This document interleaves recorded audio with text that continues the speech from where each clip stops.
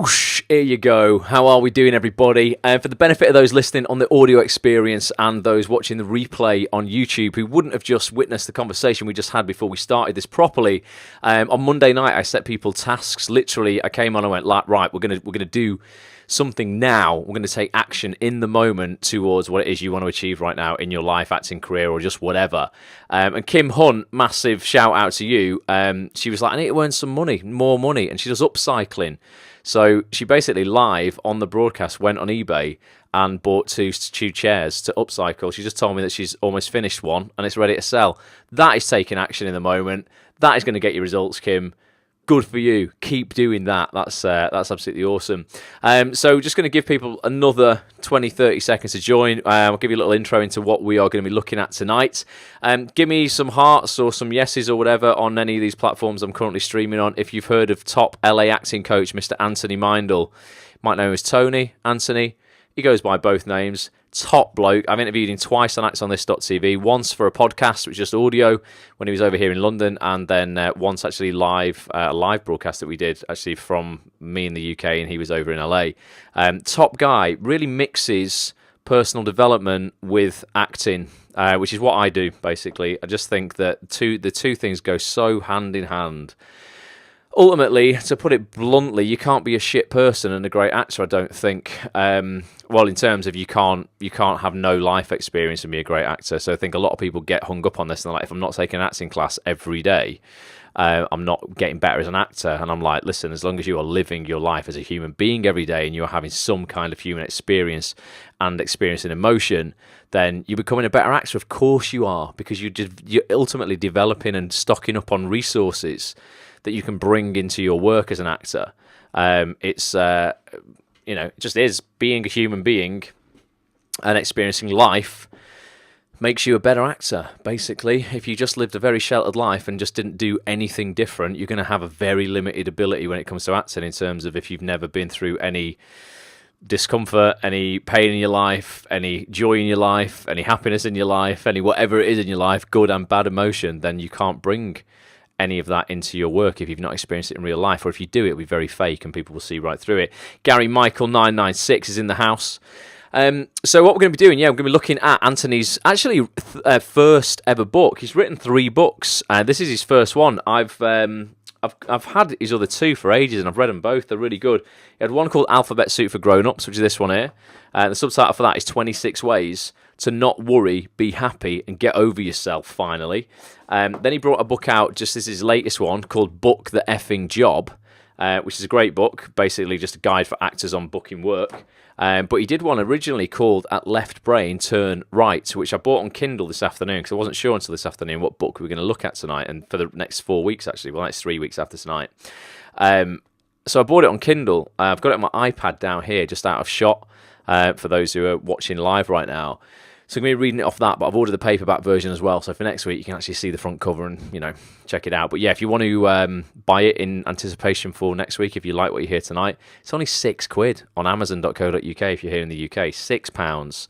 It's called At Left Brain, Turn Right. And that's because your left brain, for those who don't know, your left brain is your logic brain. It's the side of your brain. Actually, your left side of your brain controls the right-hand side of your body.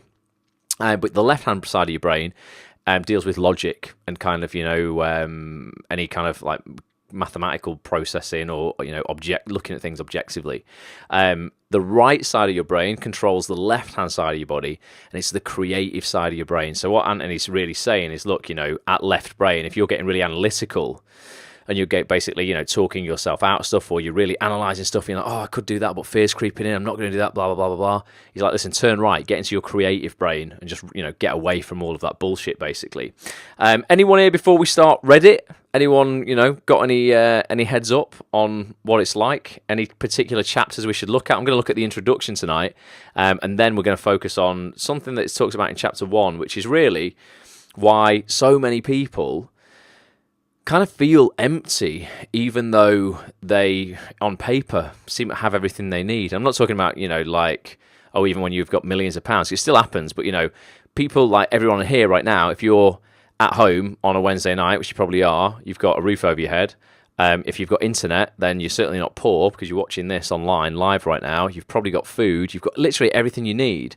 You might have a decent career or a career that's growing, but still feel kind of like empty inside a little bit, and you're searching for something, and like, why do I still feel like, I'm not complete, even though on paper I seem to have everything that I would need in order to at least be happy. So we're going to look at a little bit of that tonight, 'cause I think that's really interesting as well, and that applies across the board.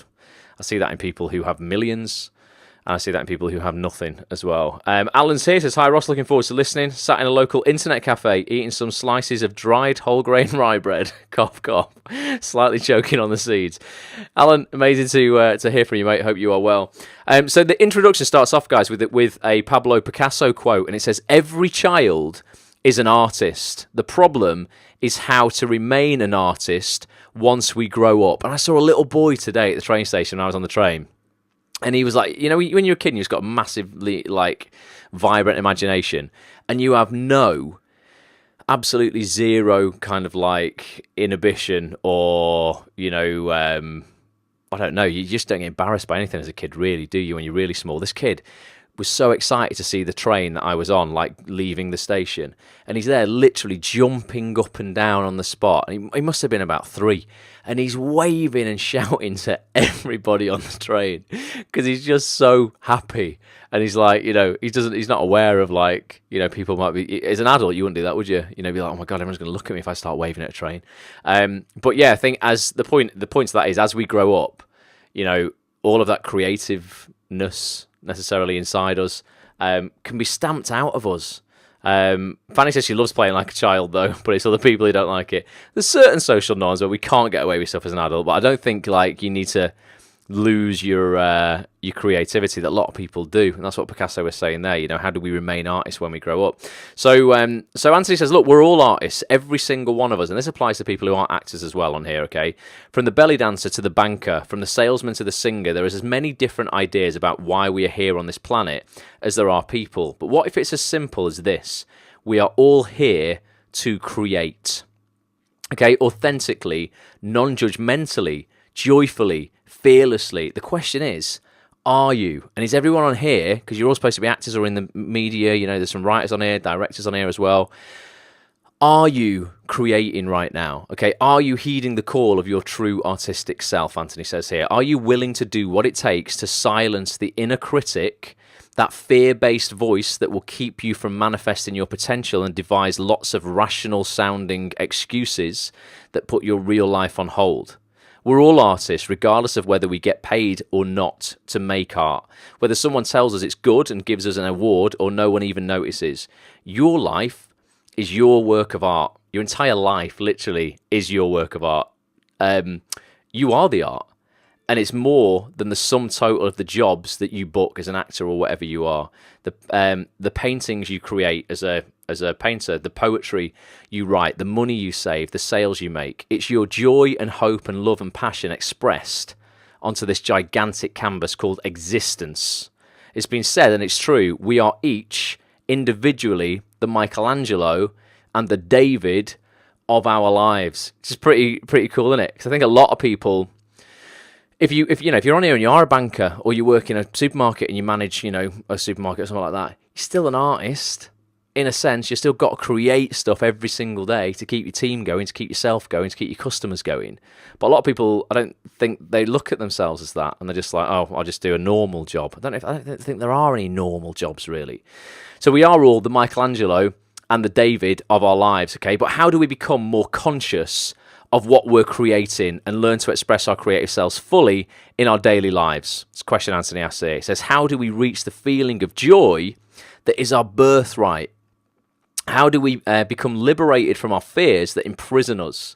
These are our real life goals as creators, as human beings, and that's a bigger calling than simply being an actor or a lawyer, a musician or a teacher, a painter or a nurse. Yet wonderfully, our entire lives can be transformed by meeting face to face our own potential creative genius. And when we do, we become our own best teacher, our own best lawyer, our own best painter or nurse. And isn't that what we're all after, to be our best selves? So how do we do it? A book agent once asked me, how do we do it? and why I was specifically qualified to write about creativity, says Anthony. My answer, because I've suffered. Okay, not the kind of epic suffering that torments millions of people every year, not famine or civil war or incurable disease or living below the poverty line. My suffering seems to be more specific to living in America, and this all applies to anyone who lives in the developed world. So if you're here in the UK, which a lot of you guys are, this stuff applies to you as well, all right? So the stuff that he's talking about is that a culture that allowed me to have it all, and yet something was still missing. Who feels in that boat right now? I've certainly felt that way in my life, where I'm like, man, God, I don't know what it is. I feel, I've got all the opportunity that I can shake a stick at, but I just feel that, I don't know, yes, I've got this, and I really wanted it, but almost the excitement of working towards it was better than getting it. Now I've got it, I'm like, oh, God, it's like I've eaten and I'm still hungry. Tony says, so feel that with capital letters. It's funny, isn't it? And it talks in the book in a minute, and obviously I'm going to read it to you, a little bit about why we feel like this as human beings, and a culture that we are creating for ourselves right now. And ironically, even me doing this live broadcast, is kind of nurturing that as well. I missed those 2 comments from Kim and Tony there. Massive apologies for that. If you want to write them again, I'll try and catch them. So Tony says, he says suffering is probably the wrong word. It's not the right word when compared to real suffering, but let's call it unhappiness. That's because a Buddhism state desire is cause of all suffering. Preston Smiles talks about this in his book, Now or Never. Interesting. Don't know too much about Buddhism and the whole monk thing. But yeah, so let's not call it suffering, because suffering is like, is genuinely, what a lot of people on this planet are going through in terms of famine, civil war, oppression. We ain't suffering. We're just not feeling quite as fulfilled as we feel we should be. So let's call it unhappiness, a general malaise that strikes so many of us. Boredom, restlessness, low-level edginess, dissatisfaction, chronic complaining. Sound familiar? I was so dramatic on stage, says Anthony, and off, and I wanted out of this feeling. But how? So maybe your life is just as dramatic off stage as it is on stage, because maybe you're addicted to the drama in your life. So Anthony said, this is incredible. I went to India 3 times. I bathed in the Ganges. My Indian friends thought I was nuts. I did week-long yoga retreats, meditating 12 hours a day, not speaking for 10 days straight. Austerity is the way to enlightenment, I thought. I read books like the ones in college that made me fall asleep about every religion known to man, and explored the great spiritual truths taught by many teachers. I fed the homeless. I had lots of sex. Was the answers hidden there? And became a workaholic. I tried therapy and quitting acting. I found a guru, or did he find me, and fasted for days. I did hallucinogenics, only to be found deep in the forests of Brazil, saying things like, is that lizard talking to me? And I went through a period of celibacy. I went to self-help seminars and workshops and weekend conferences. I wrote pages and pages in my personal diaries, partied, made vision boards, and moved cross-country. Finally, exhausted from all of my trying, I screamed to the universe, I need answers. Actually, it was something less articulate. It was like, what the beep? And then I had an epiphany of sorts. I stopped searching, he says. Instead, I began to live the questions. Well, not at first, and more like stumbling around in the dark to find the light switch, but hey, I tried. Giving up control, ? Not so easy. But I loosened my demand that the answers had to be given to me in the way I wanted. I realised that the answers I was seeking were there all along. I just didn't want to look, or sometimes I was truly unable to receive them at the time because I wasn't open to what they wanted to teach me. Ironic, huh? Considering I'm a teacher, he says. I learned that life's potential lies in the not knowing. The excitement and fear of throwing yourself into something with abandon, risking embarrassment, risking failure and ridicule, rather than sitting on the sidelines of life, asking for guarantees before you take the leap. And I think that's really important. I think a lot of actors want a guarantee before they take a leap, particularly if it's from a day job or, going, right, do I put my money into this short film? They're just like, oh, God, it's so like unpredictable. I'm not guaranteed a great return on this, so I can't sink £3,000 into a short film I want to make of my own, because no one's going to watch it, and all this fear creeps in about all the shit that could happen, rather than, wow, what if actually it is good and people, actually enjoy it, and then it leads to something else and something else. Tony says, yup. I've been there when I was at Game in the shopping centre I used to work at, Tony, for 11 years, mate. I was like, oh God, I need this shit job that was paying me £12,000 a year, but making me so unhappy. Oh, I need it. Because I wanted a guarantee that if I left it, I would still be okay. Nothing was ever going to give me that guarantee until, I took a calculated risk, and thank God, I mean, it paid off massively. I wish I'd heard this about an hour ago, said Helen. Helen, it's never too late. It's only 60 minutes. Whatever decision you had to make, you can unmake it if that's what you think you've done. But let's carry on with this. This might clarify stuff a little bit more for you, Helen, as well. So he says, look, I learned that life's potential lies in that not knowing. I discovered that every time I avoided something, I was, in reality, trying to run away from it. Actually, I was trying to run away from myself. The answers I sought were not out there. They weren't in a lover or a job or a drug or a TV show or a vacation or a better body or bigger house or a nice car or a reality show or a pay rise or a newborn baby or a marriage or Botox or a nose job or even in an acting teacher. The answers we seek lie, it's cliche but true, within ourselves, within each of us. We're all here to learn how to be the creators we truly are, or more accurately, to remember who we already are. This happens by sharing ourselves, all parts of ourselves, even the parts we want to keep hidden, especially them, the ones we judge most harshly, the icky, scary, ugly ones. And once we do, the stuff that held us back from our brilliance, our light, becomes the very stuff that is our source of creativity and inspiration. So that's where our journey begins in this book. A lot of what's going to help us is to understand the practical applications of many of the concepts I discuss in this book. In order to do so, I use a lot of examples from the work that I do with actors, says Tony. He says, why acting? Well, why do you think? Look around. We're everywhere, okay? Our culture is driven by anyone who can become famous for any reason using their popularity to sell products. A lot of times it's actors. Other times it's an athlete who takes on celebrity status or a YouTube star who brands himself. But the truth is, we all act. Some of us just get paid a lot of money to do it. Acting, perhaps more than any other art form and any other profession, can be understood as a metaphor to make points about who we are and aren't as people. It seems we're living in a time where we relate to each other not through who we are, but through the roles that we play, which include what we accomplish. And this is something that I want to talk about, and the book does anyway. This is the whole social media thing and valuing people on what they accomplish, not on what they, are, or or them just being. It's what they are doing that we seem to value way more than intrinsically what somebody is and what value they bring to the table just by living in the same time as us on this planet. We sometimes write people off by going, what have you achieved? Oh, well, I want to just hang out with people who have achieved loads and loads and loads of stuff, as opposed to people who haven't.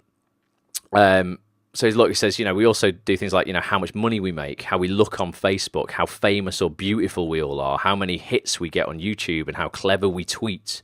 Our culture is so oriented towards the roles that we play and how we appear to others that when someone shatters those illusions, especially negatively or positively, we're often left having to deconstruct the myths we believed about them in the first place.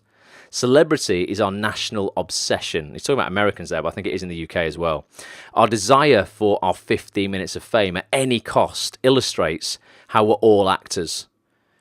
Whether we're famous or not, our interest in actors partly has to do with our culture's elimination of archetypes. American society, and UK society as well, has no archetypes to draw from in order to forge more authentic lives. So historically, most cultures have created themselves through divine archetypes. So these are things like, let's have a look, the ancient Greeks. Okay, they'd utilize the pantheon of gods and goddesses.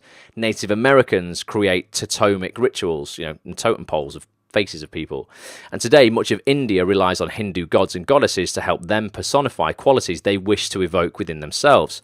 Americans, and Brits, I would say, have no ancient mythology, archetypal models to inspire us. And one could argue that we do today, but almost all of them are derived from almost all of them aren't derived from nature or spirit, but ironically through TV and film images and celebrity itself. There's Cinderella, the rags to riches story.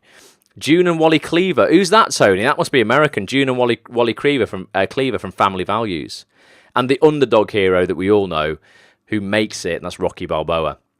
Because the identification with mythology is hardwired within us as people, we're going to search. And since media of every type and the use of social networking sites are becoming the form of storytelling in our culture, our new role models have become celebrities born of this technology. Not because they inspired something within us, but simply because they were on TV. You know, so Alan Sugar, we've got on The Apprentice. They've got Donald Trump here from The Apprentice, but he's now the president. A famous celebrity being thrown into jail for numerous... Who's that? Who are we talking about here? Oh, no. Omarosa. Who's that on The Apprentice? That must be an American thing as well. But a famous celebrity being thrown into jail for numerous infractions fulfills our need to see the fall of the tragic hero. Okay, so that's another example. But the question remains, are reality stars who become famous for eating cockroaches or beating each other up while on vacation in Italy fulfilling the deeper desire within us to connect to our own archetypes, to realise our potential? Our fascination with actors comes from what psychologists say is our overexposure to celebrity-infused media, causing us to invite actors into our homes through the media we receive. They inhabit our universe and we enact certain roles learned by watching them. They become our extended family, even if we've never met them. If we follow their tweets, we're part of their lives. That's something that we all can be a part of now. Just everybody's lives. You just follow them on social media and you feel like you know them.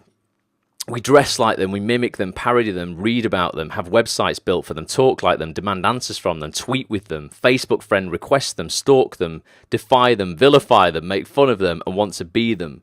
They become our role models, our heroes, our disappointments, our cultural scapegoats, our surrogate parents. We buy their records and DVDs, their perfumes and makeup, and nail polish, and hair products, their jeans and shoes and handbags and sunglasses, their books and movies, their workout programs and cookware and skinwear packages, and fashion lines. Actors and celebrities of any kind, in short, are our culture. And unfortunately, guys, you're all part of that. Because if you're an actor on here, you just, we're fueling the fire. He needed some of your magic right now, buddy, says Bobby. Bobby, we're going to give you some magic. We're just talking about a little bit of magic here, the magic of celebrity and what it makes people do. But basically, this entire little intro is just saying, that I think today, who got into acting here for what? Be dead honest. Who got into acting really because they saw some famous actor, celebrity on TV when they were a kid and went, right, I want a bit of that. Because I don't remember. I remember watching Michael Jackson's Moonwalker at the cinema. Meindl, innit? And going, wow, that film is so cool. I want to do that. And then you see him, and you go, everybody loves Michael Jackson. Right, well, I want everyone to love me as well then. Wow, he's got loads of money. Right, well, I want loads of money as well then. And it was that whole attraction of going, oh my God, you can be really cool and have all this cool stuff. I want to be in films as well. And I think a lot of people want to kid themselves and not admit that and just go, oh yeah, no, I just have this absolute need for creating things and I just love telling stories. I'm like, well, I don't know if you're really being completely honest with yourself there, because if that's what you want to do, why aren't you putting on your own shows and doing repertory theatre? Why are you craving to be on TV and have your own show and all this sort of stuff, and you're just looking for attention? That's not because you're doing it for just the art's sake. That's because actually, we are sold in our culture, these archetypes that we see, they're not mythological gods. Our gods in the UK and in America very much are these celebrities, aren't they? We're just like, oh my God, look in America how mental they are for the Kardashians. And I guess we are over here as well, but they're just in the fact that Donald Trump, a reality TV star, can become the president of the United States. Doesn't that say what kind of reinforces everything that we're saying here? Definitely. So it's interesting. So Fanny, yeah, you do. So Fanny says, no, I do have a real need to create. No, you do, but you still put all that stuff online because you want, and this is just a need of all of us. We want attention. You want people to say, That's great. That's really, really cool. That's, so that the need to create, yes, if you just needed to create, you create them, go, right, that's created, and just store them on your hard drive. You put them out into the world, the same reason why I put these broadcasts out into the world, and a podcast out into the world, and a weekly vlog out into the world. Because who doesn't love attention? It's nice, isn't it? That's just natural. It's not like a selfish, weird thing. That's just, who doesn't like that? My love acting does come from a need to create, says Kim, but then something else. I'd actually put all my stuff online, but need to create it for others, of course. Yeah, of course. If nobody commented, I guarantee you, if I was sat here and nobody ever came onto these live broadcasts, or Fanny, you put an improvisation out and you did it for 12 months and you got 0 views on them all, you wouldn't go, right, I just have this need to create, so I'm just going to keep doing it when no one's watching. You change tactic, or you do something differently, because the ultimate aim of creating is to fulfill a void somewhere, to go, well, you know what, I feel a void somewhere. If I create something, it's filling that, but the icing on the cake is all the other stuff that comes with it once you've created something, and I hope people like this. So it's not just a generic need to create, otherwise people would just be happy tucked away creating stuff and it never going anywhere. But it's celebrity, isn't it? It's seeing these people and our heroes going, I want to be just like this actor, or just like that film star, or just like that musician. Because of, let's be honest, it's a nice bloody life, isn't it, when you get to do something you like and you get paid very well for it. I tend to delete something if it gets no response, says Bobby. You should keep it up a bit longer, Bobby. You never know. Somebody might see it who really matters. But let's just finish this little intro off, and then we're just going to have a look very briefly at the first chapter of this book. It's quite an interesting first chapter. It's quite long, though, so we won't be able to read it all. But let's have a look. So he says, right, if we have to identify the fears that hold us back, that's not always easy, because just like the acting masks we wear on a daily basis, and we talked about those in the last book club on Lewis Howe's The Mask of Masculinity, it was all about the masks that we wear on a daily basis that keep us hidden from the world. Fear hides itself through many different faces, though. Resistance is fear, doubt, impatience, judgment, sarcasm, negativity, complaining, comparing, procrastination, avoidance, pessimism, denial, and cynicism are just a few. And Tony says, look, I dabble in all of them on a daily basis. Rats. The goal is to first become aware of them, though, and then we can dismantle them, and we'll do that in this book, he says. We're also going to cover a lot of other ground here. There are homework exercises. I'll give you one at the end of this, which is an interesting one because it'd be very difficult for me. It's almost like a little bit of a conflict in my head, this homework, for me right now, and I'll ask you guys if it is as well. I understand why he said it, but I don't know if it's like, again, it's just me going, maybe it's fear creeping in. But he does give homework out, and there's 15 lots of homework in this. He says the next 15 weeks, if you want to do the homework over 15 weeks, maybe asking you to suspend your conditioned thinking. That voice that's the first to tell you something isn't possible. Don't believe it. It's been keeping you in the dark too long. It's time to unlock access to your right brain, okay? It's your creative side of your brain, and let as much light in as you can. Try stepping into a new way of thinking. It may question old view paradigms that you've outgrown and ask you to create a new framework from which to see yourself and what's possible. Isn't that exciting? Could it be fun? Yes. Our built-in biases will still be there to reclaim after the experiment if you choose to readopt them, but I'm hoping that you won't. So really, the question to ask yourself is, what do I have to lose? Not that there's anything to lose, really. Let's check out. But John Fisk is here on Facebook. All right, John. And Claire says, showing my age, I suppose, but celebrities weren't the same when I was a child. No, I bet, Claire. Not that you're dead old. I just mean I think it's a relatively new phenomenon, isn't it, in the last decade or so. There was no Kardashians, and actors were proper film stars and glamorous. I used to be addicted to the black and white films, Harold Lloyd, etc. I also used to love putting on shows for my family and at school. So yeah, that's it. So you putting on shows for your family. I remember, honestly, Claire, on holiday in Newquay here in the UK. Newquay, Tony, is like a little seaside resort got down south, and you can go surfing there and stuff. Pretty cool. I remember in the hotel at night putting on Michael Jackson dancing shows. So people would give me money so I could buy Lego with it the next day. Mental. Bobby says James Dean. He was very cool as well.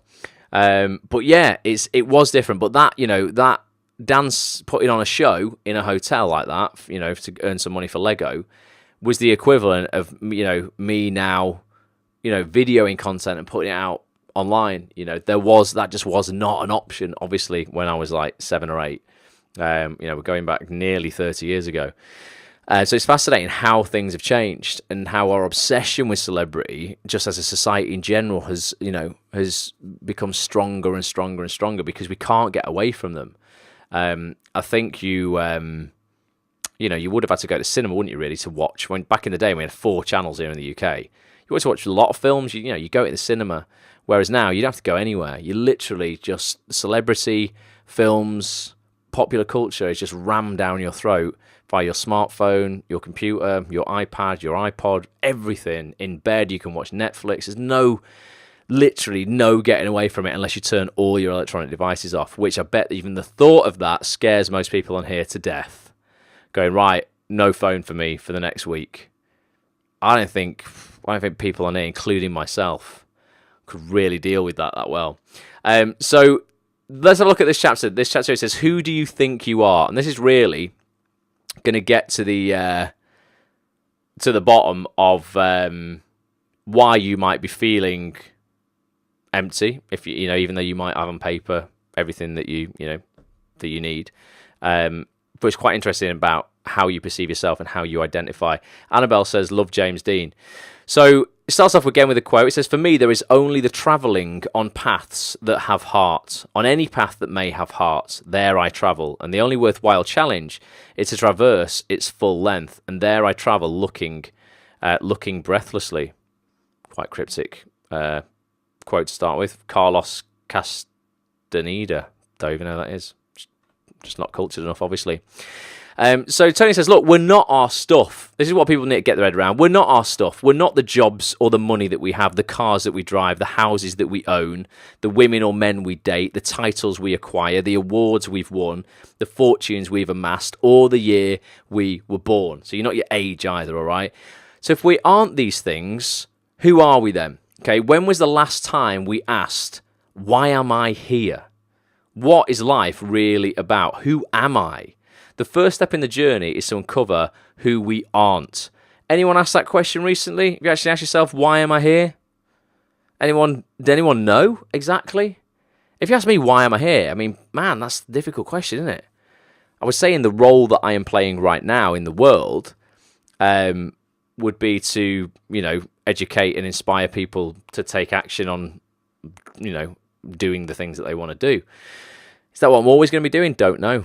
Where am I going to go with it? No idea. Literally no idea. The biggest question is, who are you? Says Fanny. It's a big question, isn't it? Why are you here? Why does anyone else in here know why they're here? I mean, actually, know why they're here. You can say, hand on heart, this is it. Because it's hard, isn't it? Other than my parents got frisky sometime after New Year's Eve, of course, says Bobby. Doesn't know why he is. That's literally why you're here, Bobby. But what do you think your purpose in your life is? Who we are has nothing to do with age or sex or hair colour. It has no concern for whether we're a size 2 or 30 pounds overweight. It just wants to be expressed. Okay, actually, it doesn't even want that. It just is. It's part of us, concealed by the ramblings and rantings of our supersized egos trying to run the show. Bobby says to love. That's nice, Bobby. We're all here to love. Our essence, our being, has been waiting patiently for us to discover that it's been there all along. No one can know. We can only take an intellectual guess. Don't know. Really don't know. It's a big question. Sadly, we become so identified with our external trappings, we lose connection to our deeper nature. We're so invested in what we do, what we wear, who we know, how we look, where we live, and what we achieve, and what others say about us, that we become dependent upon these outer identifications for our self-worth. We relate to the outer more than the inner, and I can relate to that. Be, he says, be is a verb, giving rise to the pronoun am. But instead of saying I be, we say I am. But it means the same thing. I am being. In other words, I am something before I do anything. So you already are something before you go out and achieve something or have something. But a lot of people just feel, watched a vlog of someone's today and it was like, listen, I want to, I feel like I want to learn more about this particular topic because, I'll come across as more intelligent then. So he's obviously identifying as himself as like, not intelligent, as in like, he has to go and do something before he's worth something, rather than going, I already am before I do. Interesting, isn't it? Quite philosophical. But that something transcends being man or a woman, or being black or white, or a janitor or a CEO, in any other number of ways that we are defined. The more we identify with the external, the more we lose the sense of real connection with ourselves and with other human beings, spiritually and scientifically. We're all connected. This is interesting, right? It says that connection transcends whether we were born in Indiana or Iceland, okay? Not the frozen food store for those in the UK. As artists, which is who we all are, we have a calling to connect with our deepest authentic selves. Creativity allows us to experience that part of ourselves that is the artistry. But how do we take that deep connection and understand that understanding that accompanies creativity out into the world without limiting it to our art? In other words, how do we become more conscious of creating? How do we become more conscious of creating always and in all ways, not just in our chosen profession? Drum roll, please, he says. This is how you do it. Stop judging yourself. Out beyond our ideas of wrongdoing and right doing, there is a field, and I'll meet you there, said Rumi. He was a 13th century mystic poet. I'll say that again. Out beyond ideas of wrongdoing and right doing, there is a field.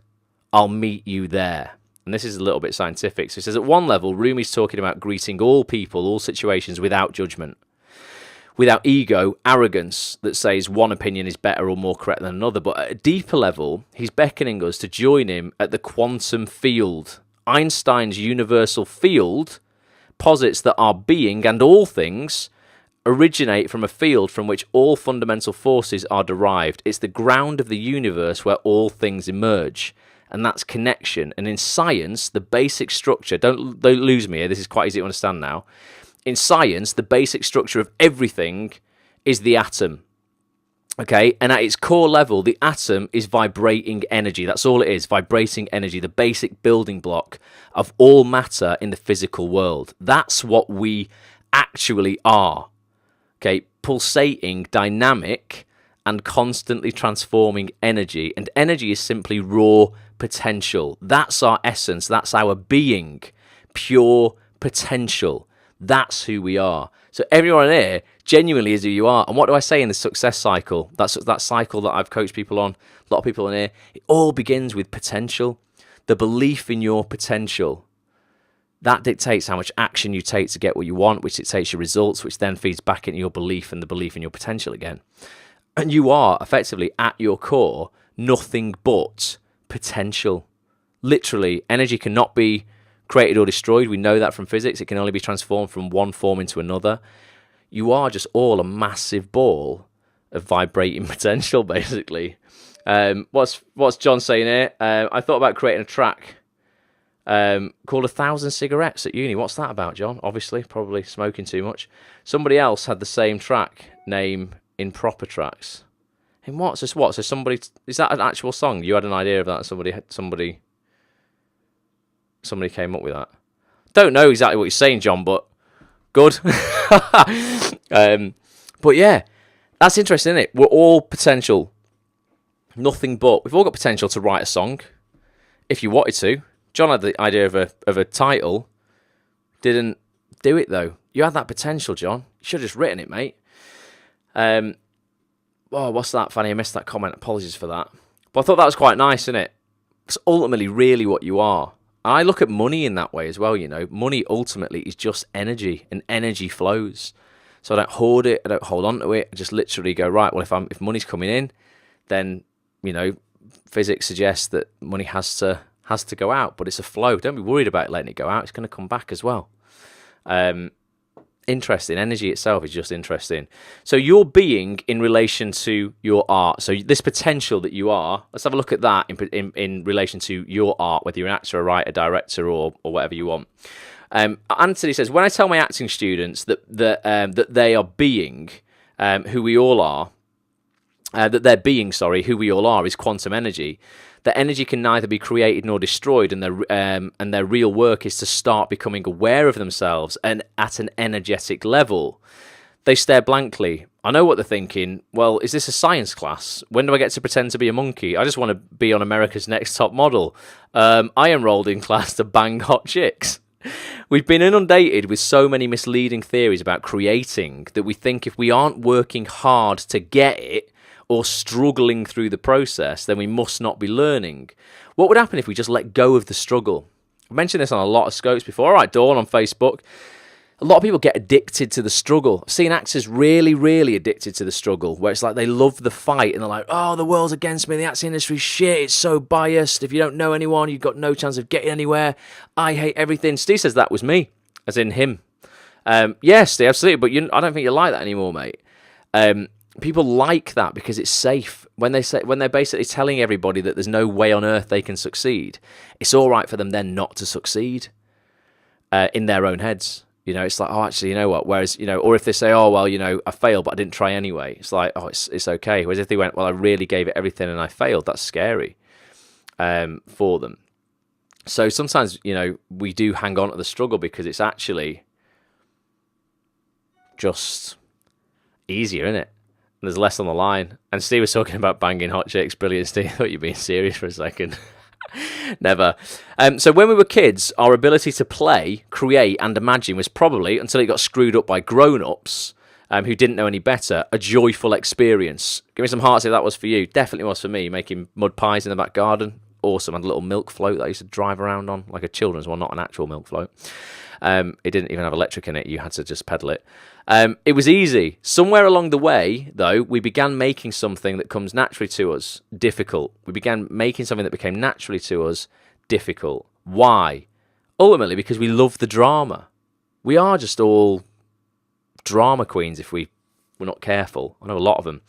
Plato believed education wasn't a process of putting knowledge into empty minds, but of realizing what is already known. You mean a deeper part of me already knows this stuff, and I've just spent a fortune listening to some expert tell me what I thought only he knew? And he says, yeah, pretty much. Smart marketing. And one way to keep us coming back again and again, spending more time and more money, relinquishing our power and inner knowing to someone we perceive as having all the answers or the key to happiness or the way to make a fortune or the way to become famous. You have the answers already. But Tony, how do we find it, damn it? Well, we need to stop looking out there, he says. We need to stop looking out there. And he says, look, will the real teacher please stand up? He says, my parents didn't teach me how to be, although they were and continue to be wonderful parents. The educational system didn't teach me how to be. I was too busy trying to become a straight A student, getting away from being by achieving.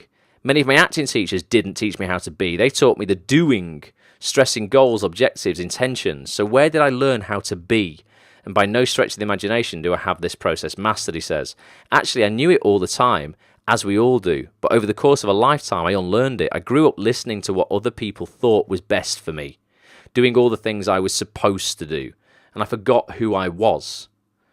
It may be obvious that who we are, but surprisingly, many of us don't know how to be with ourselves or with our feelings or with others in a conscious way. We're taught very early that life is about success measured by our achievements, the things we do, the things we accumulate.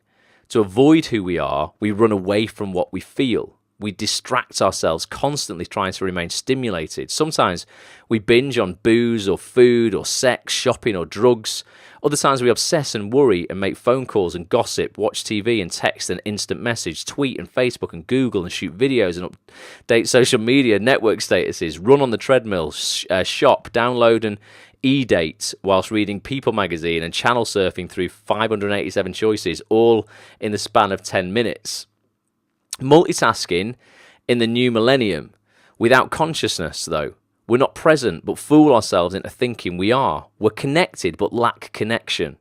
We're dreaming, wishing for a new tomorrow, thinking life is better elsewhere, anywhere, but it's not. It's right here, right now, only we're so driven by distraction, we constantly miss it. And leads to attention deficit disorder, doesn't it? He says we're obsessed with the climax, the end result, but what about the foreplay? We're rewarded for doing a million things at once, no matter how not present we are while doing them, as long as the task gets done. The non-mindfulness erodes our ability to be present with people in a meaningful way. And think about it. When was the last time you actually had a conversation with someone while not looking at your iPhone or tweeting your location or checking your BlackBerry for the latest... BlackBerry, I don't think we use BlackBerries anymore. For the latest football scores. How often have you been talking with your boss while sexting your booty call? Never done that before, but it sounds good. Definitely. How many times are we made to feel that if we don't have what everyone else has, or be part of the newest fad, or watch the hottest show, or be invited to the in party, that we're missing out on what we're going to be left, that we're missing out, or we're going to be left behind in some way, that our lives are incomplete? It's a high school thing all over again, and it never ends. Why is society constantly trying to fill us? Is it because many of us have everything and still feel empty, having lost the connection with the greatest part of ourselves? Or maybe we haven't been taught what the greatest part of ourselves is. Since none of these outer things can ever satiate us, our culture keeps coming up with new ways to try. More gadgets, more toys, more adult playthings, more websites, more shocking stories, more TV teasers, more gossip than can only be revealed. That can only be revealed if we tune in at 11. Oh no, what am I going to miss if I don't tune in? Well, nothing, ultimately. And there's some lyrics here from a Madonna song called American Life. I don't know this. Does anyone know American Life by Madonna? I'll read you the lyrics out, but this is about her and how even Madonna has all this stuff, but is she satisfied? It starts off and goes, I'm drinking a soy latte. I get a double... it's nice, ridiculous, isn't it? I get a double shot, It's just got a rhyme on it. It goes right through my body, and you know I'm satisfied. I do yoga and Pilates, and the room is full of hotties, so I'm checking out their bodies, and you know I'm satisfied. I'm digging on the isotope. This metaphysics shit is dope, and if all this can give me hope, you know I'm satisfied. I got a lawyer and a manager, an agent and a chef, 3 nannies, an assistant and a driver and a jet, a trainer and a butler and a bodyguard or 5, a gardener and a stylist. Do you think I'm satisfied? Sociologist and researcher Dr. Brené Brown, legend, reports that we are the most in-debt, obsessed, obese, addicted, and medicated adult cohort in US history. And again, I think that applies to the Brits as well. Why? Because what we're grasping for, what we're searching for, what we mistakenly think is in all these things out there is actually the deeper connection to self. So the question is, are you satisfied with who you are? Not with what you accumulate or amass or collect or purchase or achieve. Anyone happy with who they are right now? I say I'm pretty happy with who I am. Definitely haven't been in the past though. Singham Ross, says Dawn. That's my best rapping lyrical skills there, Dawn. Who's truly like gone, right, you know what, can look in the mirror and just go, right, I'm really happy with who I am because I know I'm a good person. For me, that was it. My mum drilled this into me. I got so much to thank her for. Just, I don't know, it goes back to like, I must have honestly been 3 or 4. I just remember her saying, I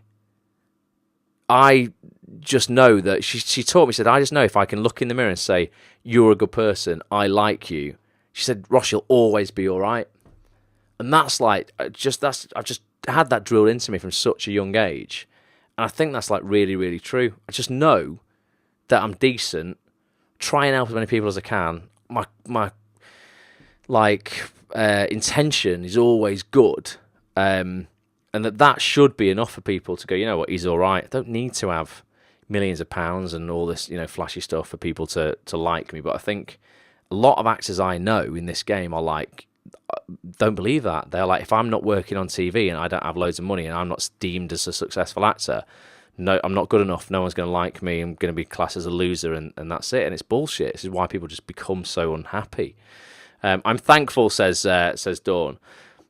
Again, it all comes out of gratitude, doesn't it? We've got so much to be thankful for if we actually just look for it, as opposed to looking externally for it. Like Anthony says here, I genuinely think it already is there if you just look for it. It's already within you.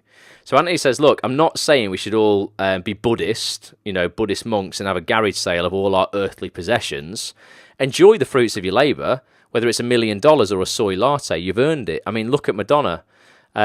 Hello, but when our actions come from a purer place of being, we have a more conscious, present, awakened and full life. So I'll read that again. When our actions come from a purer place of being, so it's not doing or having, we have a more conscious present, awakened and full life, full from within. And Joseph Campbell said this: we are not engaged in doing things to achieve purposes of outer value, that we forget that the inner value, the rapture that is associated with being alive, is what it's all about. So we are so engaged in doing things to achieve purposes of outer value that we forget that the inner value, the rapture that is associated with being alive, is what it's all about. So it's being alive is what it's all about, as opposed to just having things. So he says, whether you're a poet or a carpenter, a teacher or a singer, our journeys are about unlearning a great deal of what we've already been taught, so we can then relearn how to do it our way. Teaching actors is an interesting example of this, because for generations it's been taught as the art and process of doing, of going after one's goals, and teachers have been training students from the presupposition that actors know how to be. They already know how to be. Well, newsflash, we don't. Very few people know how to be in this world. First, because few people are teaching us, and second, we're taught from an early age to do. What do I want and how am I going to get it is the great battle cry of Americans. Once we become present to each moment in life, we have to acknowledge our feelings. We don't want to feel, so we push out. We act, we do, we show. In extreme cases, that ends up as a compulsion and addictions, tuning out in some way so that feelings can be kept at bay. Sometimes when I reach for that bag of Oreo cookies, he says, it's because I'm freaked out by situations that give rise to uncomfortable feelings.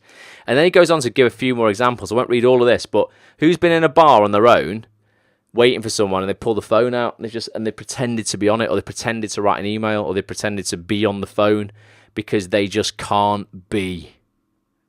You just can't be in a bar. You can't sit there with yourself, just being. Because it's like, oh my God, what are people going to think of me? Or, I must be seen to be doing something. It's all about the doing as opposed to the being. Again, totally guilty. Definitely done that. 100%. I don't know who told me it years ago, where I read it. But Kim says, I don't know where I got it from, but I read somewhere, and someone was saying, listen, the next time you are in somewhere and you are waiting for somebody, or say you're out with a friend and your friend goes to the toilet and again you are left at the table on your own, it's so much more interesting, and you come across to the rest of the room as so much more confident by sitting there and just observing the room and being, as opposed to head down pretending you've got to do something. Because I think people can see through that now. I look at people and go, oh, okay, you're not even doing anything. I can tell by the finger motions you're making on your phone that you're just swiping from one screen to the next. It's much better. Just be. Honestly, that's a little challenge for you. That's homework from me. The next time you're in somewhere and your friend goes to the loo and you're left on your own, don't get your phone out. Just sit with yourself for a few minutes if you can, and just look around and observe the rest of the room. And you come across as such a better person to everyone else in there, and just someone who's confident, as opposed to just running away the minute you're exposed. So we'll have a look at this first week of homework. And he says as well, don't despair. There's always ways to become aware when we're tuning out. So you getting your phone out is a way of you just tuning out from the world and not being. You're just doing. There's a lot of ways to become aware of tuning out and to use this awareness as an opportunity to tune in. So by tuning in, we tap into the emotional and creative potential we each possess. We can heal and reshape our lives. We can actually live the lives we always intended for ourselves. One way we tune out, and may not even realize it, is through our constant use of and being distracted by our personal media devices. So I say it's ironic I'm doing this on one tonight. Remember when they were just called phones? I do. And I remember when they were just called phones, you had a Nokia 3210, and it just played Snake. That was the only extracurricular thing that it did, and it was amazing. I can play Snake on my phone, and then they got banned from school. This first week of homework is all about how we use things to check out, specifically our phones. Maybe the easiest way to get started is to confront something that we've become so dependent on and everyone uses, that we probably have an addiction to and aren't even aware. So he says for week one, and this is the thing that's scary for me, and it doesn't mean giving up your phone completely, but he says, look, for 1 week, we're going to start turning the phones off a bit more. And he says, are you getting nervous at just the thought of that? And I was, as soon as I read that, I was like, oh God, no. He says, are your palms getting sweaty? Welcome to our new cultural addiction. Don't freak out. We're just at week 1. I'm not saying you can't use your phone at all or you've got to turn it off, but just try limiting its use a little bit this week. This week, don't answer your phone while having a lunch meeting or while you're with someone else. Don't text someone while in the middle of a face-to-face conversation with another person. And don't check it every 10 minutes. Don't take it to bed with you and leave it on so you can get hourly tweet updates. The information you think is so important and must be answered immediately, I promise you can wait an hour or even a full day. Observe how often you reach for the device out of habit. How often you try to keep busy and distracted by playing with the phone rather than just being. How many times have you pretended to be on the phone when you went out to a crowded function? Or pretended to be texting someone or responding to an email. Be honest, we do this out of insecurity. What would happen if the next time you were waiting for someone, a date perhaps, to arrive at a public place, the movies or a restaurant or a coffee shop? I didn't know this was in this, but that's what I just said, wasn't it? You simply waited for them. Don't download an iTunes app. Don't play Angry Birds. Don't search through old emails. Just be. See what you discover. Record your thoughts if you want, but try it for 1 week. When you normally reach for your cell phone to distract you or to make you feel more important or reassured or in control, how about reaching for a breath instead? Just take a deep cleansing breath and again and again. And as you do, you've just had an experience of you being. See how simple it is when we aren't distracted. So just that's it. I mean, that's quite easy homework, isn't it? We're going to try and just limit ultimately the times where we run away from being and we start doing again. I think that's quite valuable as actors, just to get to a point where you can do that, because I think that in a lot of scenes, people overcompensate, don't they? As actors, it's like, oh my God, if I'm not doing anything, I'm not acting. I've got to do. And yet I see some of the greatest actors on TV and in film. I think Hugh Bonneville's incredible at this. A lot of the cast in Downton Abbey, because back in the day, they were very still, like quite stilted people. There's very, very little movement in shows like Downton Abbey, and I think Hugh Bonneville's very, very good at this. He can do so much by literally doing so little, and when he speaks, his entire body's practically still. It's just his face. Whereas a lot of actors I see, particularly at auditions, we did this at university, at drama school. We were set a challenge, and it was hilarious. This was at an audition. And they did this every year on all the new intake of auditionees. So if you ever audition for drama school, you might have this thrown on you. They said to people, right, okay, Dave or whatever it is, come over here. Right, they pull like one person out at random. They go, okay, just want you to act waiting for a train. And Dave would go, okay, right, yeah, waiting for a train. Right, okay.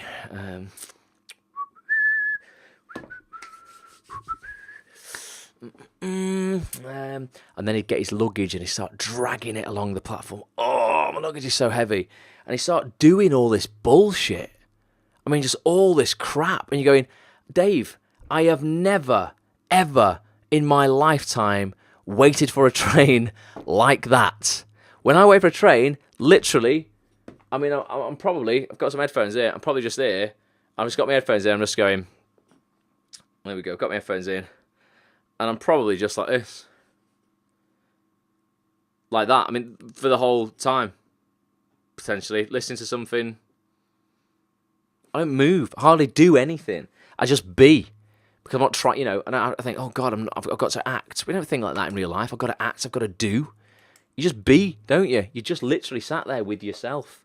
And that's what you're doing. You're not being when you're in that bar and your friend's gone to the toilet and you're pulling your phone out. You're putting on an act for everybody else. And even if you're not an actor, you do that. You're still acting. So yeah, let's just try over the next week to not distract ourselves with doing stuff and actually just spend a bit more time with ourselves being. Sounds a bit Meisner, said Kim. Yeah, I guess. But I think it's interesting. I just think a lot of actors want to overcompensate and show they are acting, as opposed to just being in a scene. I used to have this thing when I was at drama school with what the hell do I do with my hands on a stage? I always wanted to do something with my hands because I talk a lot with my hands in real life.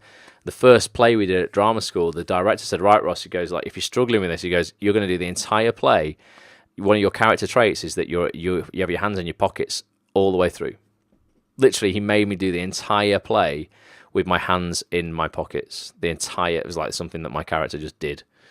Spent all of his time with his hands in his pockets. And it worked. It really settled for the next play. After that, it really settled to just have my hands at my side, and it was fine just being there. They didn't have to do anything, because previously to that, they felt like two massive blocks of iron or something on the end of my arms, going, what do I do with my hands?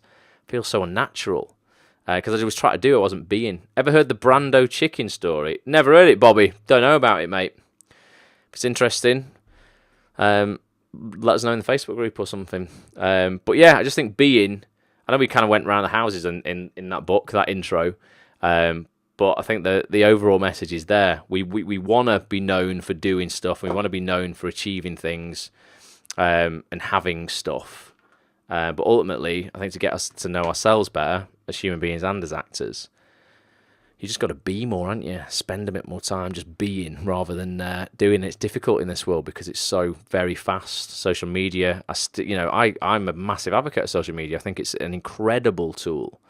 I still think all actors should use it, and I still think, limit your use of your phone when you're with other people. Certainly don't be distracted when you're having a face-to-face meeting. Put your phone on the table upside down so you can't even see if notifications are coming through. That's just the right thing to do.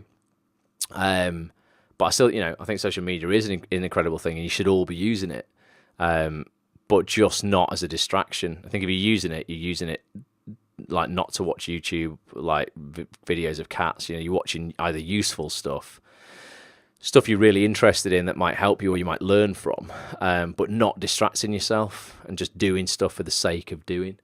But it's fascinating. It's interesting. Looking forward to getting the rest of... Well, I've got the rest of the book. I've got it on my iPad here, but I'm looking forward to getting the paperback tomorrow so I can skim through it properly and see what chapter we'll look at next week. We're going to do this for the next 3 weeks because this is a book that clearly links acting and personal development, and that's what we do. Anthony's a good bloke. If you want to hear or watch the broadcast that I did with Anthony, go to actonthis.tv.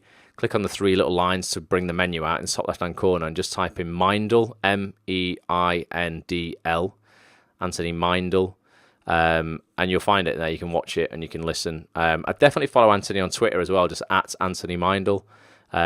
Tweet him, reach out to him tonight, let him know we've done this book club. I included him in the tweet I put out before. But he's a top bloke, really very, very giving, and has always got some wisdom to impart. So check him out on Twitter and on Instagram as well. And that's it for tonight. It's gone 10 o'clock, guys. Do you think it's useful? I know it's a little bit kind of waffly at times and that sort of stuff, but I didn't want to skip too much of it out. Would you get a basic grounding in the book for next week? But like I say, if you want to read it in your own time, it's $6.99. No, I think it was just £6, around £6, I think it was, on Amazon. And the audiobook was only £4. So if you prefer to just listen to it as opposed to read it, $3.99, I'm sure it was when I saw it on there before. One of the most useful ones yet, says Bobby. Well, thank you, Bobby. Appreciate that. Love it, says Kim. Awesome. I'm quite, because it's a bit weird sometimes when I've got my head in the book and I'm reading. I'm like, sometimes I miss comments or I'm trying to make sense of it as well and make sense of it reading it out to you guys. So I hope it has, at least most of it has made sense tonight. But the general consensus, I think, has come across. So appreciate it. Thank you very much. If you've not watched my latest vlog, check that out. Get up on YouTube. Go to youtube.com/Watch Ross. Facebook.com/Watch Ross. Fanny says, I always thought we should do something more spiritual. Do you think this is spiritual enough for you, Fanny? I think it is, isn't it? It's a little bit woo-woo. It's nice. I like Anthony's mix, though. He doesn't go too far with it. He just, still quite grounded as well. But yeah, go check out the vlog, youtube.com/Watch Ross. Don't forget, I still want to pay somebody's Spotlight subscription. If you're an actor, let me bring this up. If you're an actor, I want to pay your 2018 Spotlight subscription. Basically, if you subscribe to Watch Ross on YouTube by going to youtube.com/Watch Ross and leave a comment on the videos, every comment you leave on a video is a entry into a prize draw that I'm going to do either on Christmas Eve or New Year's Eve. I'm going to pull somebody out at random. If you are an actor, you're going to get your 2018 Spotlight subscription paid for. If you've already paid for it, I'm going to reimburse you. If you're not an actor, I'm going to get you an equivalent whatever it is. Maybe, if you're a plumber, buy some tools or whatever you want. I'm basically going to give you a prize up to the value of around about 140 quid, 150 quid. So it's well worth everybody subscribing. I think it's interesting anyway. I think you'll enjoy it, quite entertaining. And you could get, you could win something if you do subscribe and leave a comment. Don't just leave like random comments on all the videos multiple times. That is cheating. I will delete them, but you can leave one comment on each video. That's totally cool. I would love you to do that even. Claire says, thanks, Ross. Enjoy the rest of your week. Thank you, Claire. Appreciate that. Thank you, John, for being on here. Dawn on here on Facebook as well. Chris Stone joined at some point. All right, Chris, didn't notice that, mate. Chris been here. Annabelle, thank you very much for being here as well. Alan, thanks very much. Hope you've not choked on your dry bread, whatever you're eating in that internet cafe. Hope you're good. Thanks to everybody on Periscope as well, and on Twitter. If I can do anything for you, drop me a tweet as usual. Let me know what's going on. But yeah, Ross at atsonthis.tv anytime you want. I'm just going to head over onto the Facebook page here so I can end this broadcast on Facebook in a second. Anyone got anything super exciting to report just whilst I do this? Facebook's pretty slow. Anyone got any jokes? Favourite jokes going on? Publishing tools, there it is. Here we go. I love the way that you all just stay on and just help me out here. This is good. Because otherwise, if everyone just left now, I'd be all alone. Very sad. There you go. That looks like it's up on there. I can end that in a second. Fanny's got loads of jokes. Awesome. Right. Well, anyone got a quick joke? I'll give you 20 seconds to tell a joke if you want. Now I've asked for them. Can't just then leave. If anyone's got a great joke, type one in very quickly. We're with you, says Helen. Thanks, Helen. Let's end on a great joke. The first person to put a joke up, let's do it. Who's going to have a joke? Facebook, it can't be you because I've not got your comments up anymore. I'm on the end it screen. Knock, knock, says Fanny. Go on. Better not be a rude one. Knock, knock. I mean, who's there? That's what I say, don't I? Not, come on. Knock, knock. Yeah, go on. Who's there? One. One who?